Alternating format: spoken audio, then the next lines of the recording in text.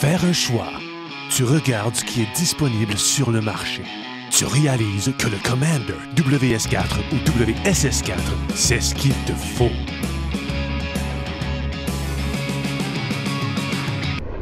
Contactez dès aujourd'hui votre détaillant Commander ou visitez le www.commandertrackkit.com. Hey, bonjour les quadistes! On est au Salon national du quad à Saint-Hyacinthe et avec moi aujourd'hui, on est avec le directeur général de la FQCQ, Danny Gagnon. Bonjour Danny, comment ça va? Bonjour Marc-André, ça va super bien. Hey, Danny, on a plein de questions de poser depuis qu'on t'a vu l'an passé. Oui, pas de problème. Il y a un dossier, il y a deux dossiers qui sont chauds présentement, que bien des gens nous posent des questions sur quadis.net, puis on voit ça un petit peu partout. Okay. Les fameux 64 pouces. C'est un dossier qui a été assez houleux au niveau de la FQ, puis les clubs et tout ça. Où est-ce qu'on en est avec ça? Écoute, ça a bien évolué là, depuis l'adoption de la loi l'automne passé. Écoute, présentement, on est rendu à 98 clubs qui acceptent les côte à côte. Mais il en rentre encore, j'en ai encore reçu une cette semaine. Et le noyau dur, c'est vraiment le centre du Québec, là. Il y a 3 clubs dans le centre du Québec. Puis dans le cadre du salon, là, en fin de semaine, on va avoir un meeting avec eux là, cet après-midi. Donc, on va régler ça parce que là, eux, ils se défendent en disant que c'est à cause des assurances. Puis c'est pas le cas du tout. Il n'y a aucune restriction sur la police d'assurance des clubs quad. Donc, tous les clubs quad peuvent accepter des côte à côte sans crainte. Donc, dossier 64 pouces, c'est réglé. Un autre dossier qui est chaud encore, les fameux clous. L'année passée, on t'a rencontré, on a diffusé l'interview. Il semble qu'il ne s'est pas passé grand-chose depuis ce temps-là. Qu'est-ce qui se passe avec les pneus cloutés sur VTT? Bien, écoute, qu'est-ce qui se passe? Il se passe peut-être pas, il se passe vraiment pas grand-chose. OK? Moi, je rencontre le ministre des Transports, M. Poitier, le 24 novembre, concernant ce dossier-là, parce que le dossier n'a pas avancé. Puis, ce que je me suis fait dire, c'est que ça ne faisait pas partie des priorités du gouvernement. Là, présentement, notre gouvernement, depuis la dernière élection, est assez sur le neutre.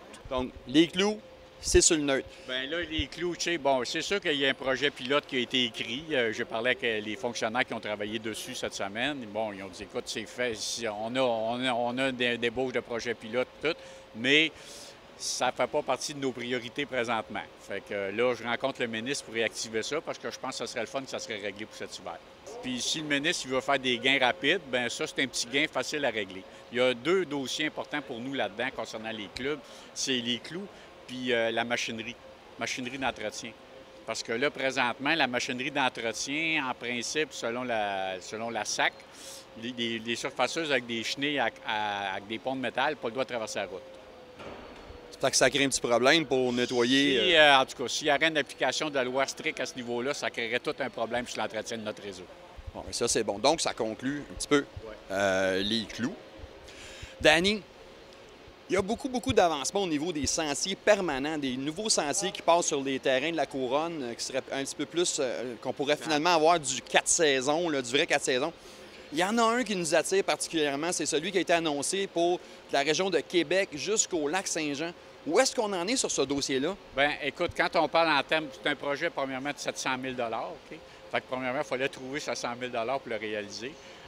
Présentement, le sentier y est réalisé. Les travaux se sont finis là, dans la semaine qui vient de passer. L'ensemble des travaux a été terminé. Ce qui reste à faire, pour nous, c'est qu'on appelle ça la phase 3. La dernière phase finale, c'est l'installation de signalisation qui va se faire au printemps, tout de suite à la fonte des neiges. Donc, l'été prochain, début juin, le sentier va être ouvert de Saint-Raymond-de-Portneuf à l'intérieur au lac Saint-Jean. On a déjà pris des dispositions. Vous savez, quand on va arriver au lac Saint-Jean, au Saguenay, c'est-à-dire on va arriver probablement dans un cul-de-sac. Donc, où est-ce que vous allez arriver à Saguenay, à la station-service que vous allez arriver à Saguenay, il y a un garage derrière. Avec la municipalité, avec la ville, c'est tout réglé.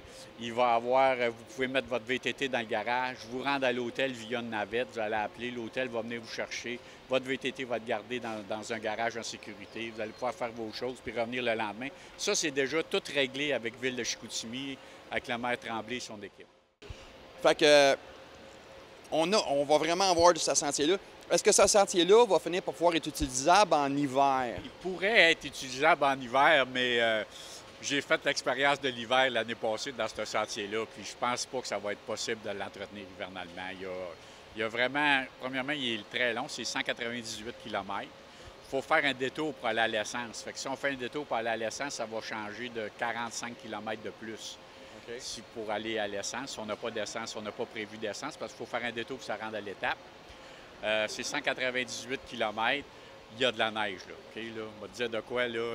Il y a de la neige. On est dans le parc, là. On Hein? est dans le parc, il y a de la neige, là, over 10 pieds. Là. Moi, quand je suis allé, là, j'étais allé avec des guides de motoneige hors piste. Il y avait de la neige, là. Puis, je suis assez aventurier. J'ai fait plein d'affaires en quad d'aventurier, mais je peux dire en affaires, j'ai vu défiler. J'ai resté pris d'un trou tout seul 1 heure et demie de temps. Là. J'ai vu défiler ma vie, là, dans le milieu du bois, au milieu de nulle part. En région sauvage. Sauvage, oui. Peut-être pas du 4 saisons, peut-être du 3 saisons, Ah, printemps, été, automne. Du 3 saisons sûrement, il n'y a aucun problème pour ça. Puis ça va être un beau sentier. Là. Ça va être pratiquement une route forestière qu'on a construite. Fait que c'est vraiment quelque chose de beau. Puis c'est sûr que graduellement, avec le temps, on va peut-être rajouter des petits aménagements pour observer les coins parce que c'est vraiment un beau sentier. Puis il passe à des super bels endroits. Peut-être qu'on aura accès aux éoliennes aussi, qu'il y a des nouvelles éoliennes qui ont été construites à proximité de Saguenay. Fait que non, très intéressant comme sentier. Cette émission est rendue possible par la participation de Iron Stater, les experts en pièces électriques pour votre véhicule de loisir. Conçu au Québec, vendu à travers le monde, ironstator.com. Danny, je voulais te parler de quelque chose d'important. C'est quelque chose qu'on nous parle beaucoup. L'augmentation des passes de sentier cette année, 250 $, ça a fait grommeler les gens. Tu peux-tu nous expliquer un peu pourquoi? C'est quoi les détails qui font que ça a augmenté d'une façon aussi élevée cette année, là? Bien, écoute, même nous, on a été surpris, là, parce que premièrement, il faut savoir que le droit d'accès, c'est décidé par les clubs, c'est une demande. Les clubs ont rencontré le président d'association régionale en cours d'année. Ils ont fait des propositions sur des tarifications, puis les associations régionales ont rencontré le CA, le prix a été établi à ce moment-là avec les associations régionales. Il faut comprendre que la tarification, c'est pas juste le CA de la Fédé, c'est l'ensemble des clubs qui votent dessus. Puis le CA va se pencher sur le processus en cours d'année aussi, là, parce que l'ensemble des clubs votent. C'est une décision commune de tous les clubs. Donc, vos clubs ont voté sur cette décision-là aussi. C'est pas la FQCQ qui a décidé d'augmenter ça à 250 $. Non, la FQCQ, c'est l'ensemble des clubs. Fait que le conseil d'administration de la FQCQ, lui, exécute la décision prise lors de l'Assemblée générale. Donc, ça a été une décision. Il y a eu un vote pour donner l'autorité au président d'association régionale de déterminer le coût de la tarification. Les clubs ont voté là-dessus.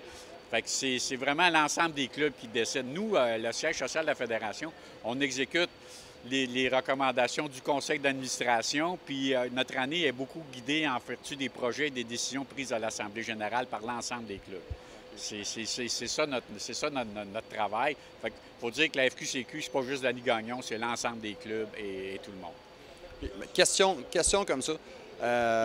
Cet argent-là, elle s'en va où? Parce que la situation, là, il y a du monde qui dit « Ah, bien là, cet argent-là, la FQCQ est riche, nanana. » Le 50 $ d'augmentation, il s'en va où? Bon, premièrement, le 50 $ d'augmentation, il s'en va dans les clubs. À 90 % il s'en va dans les clubs. Les clubs, ils ont besoin d'argent. Il faut savoir que les sentiers de quad que vous utilisez, que ce soit en été ou en hiver, on a fait une analyse, ça coûte 545 $ du kilomètre entretenir un sentier. Entretenir? Entretenir un sentier. Si on l'entretient l'hiver, c'est 545 $ du kilomètre en période hivernale. Si on l'entretient estivalement, puis on est sur la coche, là, on a vérifié des clubs sur la coche, pas des clubs qu'il y a un trou et une bosse, là, mais des clubs sur la coche, ça coûte aussi cher l'été que l'hiver. On est à 5 à 10 $ près. Tu sais, tu as mis en signalisation, tu fais ton entretien régulier, tout ça. Donc, vraiment, on travaille à l'amélioration de la qualité du réseau, mais ça coûte cher. Puis le réseau, honnêtement, là, même à 250 $ le droit d'accès, plus la subvention qu'on donne aux clubs sur l'immatriculation, parce qu'il faut savoir que l'argent de l'immatriculation, c'est tout cet argent-là est retourné au club. Donc, nous, on redonne aux clubs, ça passe pas par la Fédé, nous, on approuve les projets, puis le gouvernement du Québec paye les clubs. On donne 3 500 000 en entretien de sentier sur le réseau au club. Ça, ce 3 500 000 $-là, ça représente juste 158 $ du kilomètre additionnel par club. Fait qu'il faut savoir que vos clubs et vos réseaux, ils sont sous-financés. Il manque encore de l'argent pour arriver à un budget de l'entretien. Fait qu'il y a un équilibre, puis les clubs, pour avoir un bon ratio, il faudrait qu'il y aurait 6 membres par kilomètre. Fait que dites-vous bien que si vous avez un club de 700 km de sentier, puis que vous avez 300 membres, bien, vous êtes en dessous du seuil de financement de rentabilité de votre club. C'est dans le trou. Vous êtes dans le trou. Puis une chance que cette activité-là, on doit avoir un grand respect pour nos bénévoles parce que ces bénévoles-là, là, ils font des miracles. Puis des fois, même nous autres, on se demande comment est-ce qu'ils font. Parce que c'est un miracle d'entretenir le réseau qu'ils entretiennent avec le si peu de revenus qu'ils ont. Ils ont des revenus, ils font attention, ils gèrent le budget, mais c'est vraiment un miracle qu'ils font. C'est ça.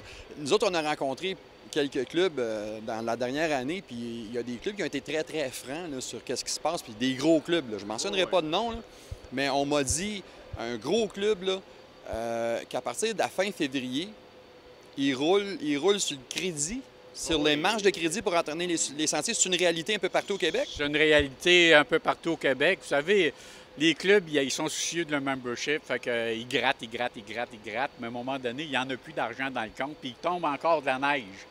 Puis des fois, il tombe de la neige, puis le club n'a plus d'argent, puis il continue à gratter, puis il vide sa marge, il se met dans la marge, puis tout. Depuis 2 ans, là, c'est une réalité qu'on voit qui commence à s'étendre. Moi, cette année, j'ai eu connaissance de 5-6 clubs qui nous ont appelés, ils ont dit « Là, Dan, on est dans le trouble. » Puis, je le vois, là. Fait que je vois que cette tendance-là, c'est 7 ans. Des fois, l'hiver commence de bonne heure. Ça a l'avantage que ça donne des manques, mais aussi, elle finit tard. Fait que ça l'emmène d'entretien supplémentaire. Plus de membres, plus de quad. Il y a un club quad qui me dit qu'ils ont passé une journée à regarder le nombre de VTT qui passent. Et les chiffres sont effrayants, là. On parle de presque 10 000 VTT dans une journée. Oui, il y a des... Quand tu es dans les régions urbaines, il y a des clubs, là, dans les Basses-Laurentides, dans la Naudière, là, qui a énormément de circulation. Énormément de circulation. Ça nécessite que le doseur, il faut qu'il sorte souvent. Là. Le doseur, il faut qu'il sorte souvent. Sortir dans le bon temps. Tu sais, un club qui sort le jour, qui gratte le jour, là, bien, s'il a dépensé 500$ de fuel cette journée-là pour gratter, il arrête aussi bien de le prendre puis de le mettre dans le poêle à bois du relais puis de le brûler. Des sentiers, pour que ça soit plus durable, avec une meilleure surface de dureté, il faut que ça soit gratté la nuit.